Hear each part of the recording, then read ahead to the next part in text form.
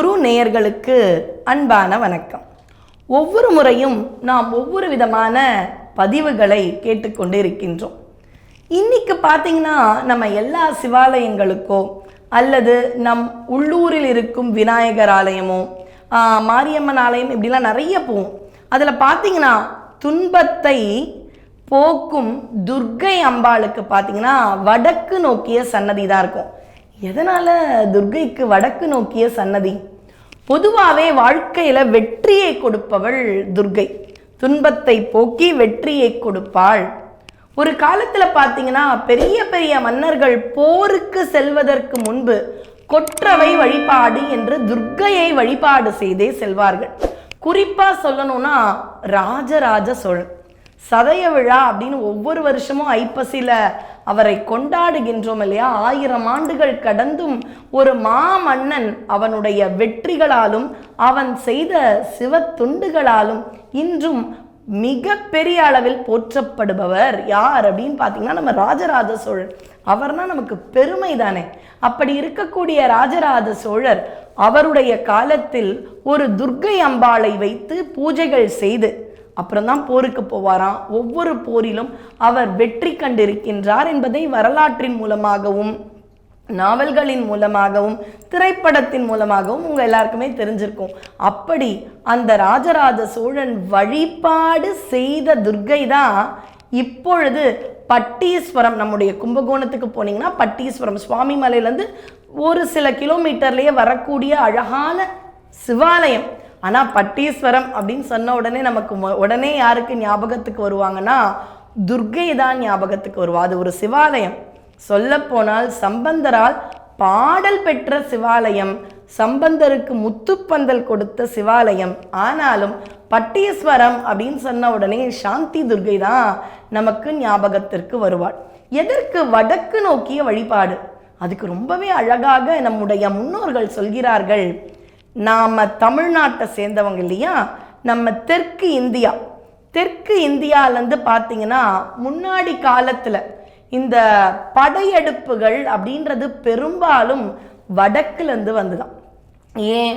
நமக்கு 3 பக்கமும் கடல் சூழ்ந்திருக்கு. ஒரு பக்கம் பார்த்தீங்கன்னா அரேபியன் சி, இன்னொரு பக்கம் பே ஆஃப் பெங்கால் அப்படின்னு சொல்லக்கூடிய ஒரு பக்கம், அதாவது மேற்கு கிழக்கு கடல். தெற்குலையும் பார்த்தீங்கன்னா இந்திய பெருங்கடல் அப்படின்னு சொல்லக்கூடிய இந்தியன் ஓஷன். இப்படி 3 பக்கமும் கடல் தானே இருக்குது. அப்படி 3 பக்கமும் ஒரு பக்கம் அரேபிய கடல், இன்னொரு பக்கம் பே ஆஃப் பெங்கால் இப்படி இருக்கும் பொழுது அப்போ நமக்கு வந்த ஆபத்து எல்லாமே களப்பிரர்கள்லேருந்தே எடுத்துக்கலாம். களப்பிரர்களாக இருக்கட்டும், சாளுக்கியர்களாக இருக்கட்டும், இல்லை ஆங்கிலேயர்களாக இருக்கட்டும், முகலாயர்களாக இருக்கட்டும், வந்த ஆபத்து எல்லாமே நம்முடைய தெற்கு இந்தியாவுக்கு எந்த வழியாக வந்திருப்பாங்க? யோசிச்சு பார்த்தீங்கன்னா நிலப்பரப்பு இருக்கக்கூடிய இடமே வடக்கு பக்கம் தான். ஏன்? கிழக்கு மேற்கு தெற்கு கடல் சூழ்ந்த பகுதி. வடக்குல இருந்து தான் நமக்கான எல்லா பகை எதிரிகள் நம்மை நோக்கி படையெடுப்பார்கள். அதை கணக்கில் வைத்து அதை மனதில் கொண்டு தான் இந்த துர்க்கை அம்பிகையை எல்லா ஆலயங்களிலும் வடக்கு நோக்கி பிரதிஷ்டை செய்கிறார்கள். அப்படி வடக்கு பக்கம் அம்பிகையை வைத்தால் இந்த நாட்டை, அதாவது எதிரிகள் எல்லாம் அந்த வடக்குலேருந்து வராங்க இல்லையா நாட்டை நோக்கி, அவர்களுக்கும் துர்க்கையானவள் அழகாக அரணாக இருந்து நம்மை பாதுகாப்பாள். நம்முடைய மனதில் இருக்கும் எதிரிகளையும் அழிப்பாள்.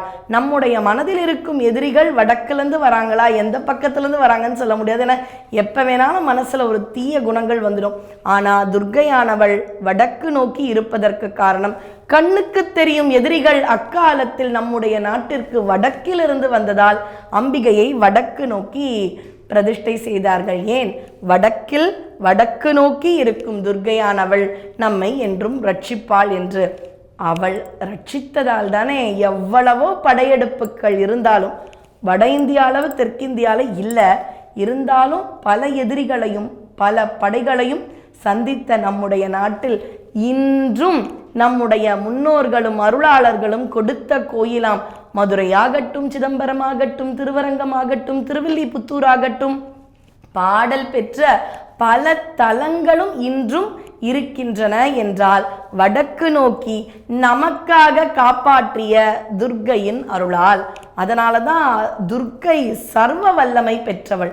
ராகு காலம், அந்த சமயத்தில் துர்க்கைக்கான வழிபாடு இன்றும் நம்முடைய எதிரிகளையும் பகைவர்களையும் நம்மை அணுக விடாமல் காப்பாற்றும்.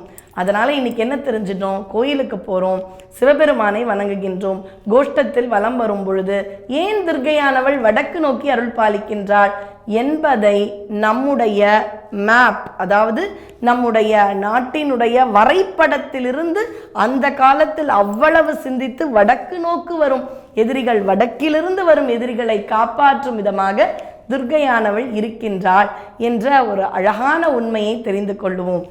துர்கே காளி துர்க விநாசினி அகிலாண்டேஸ்வரி ஜெய காளி.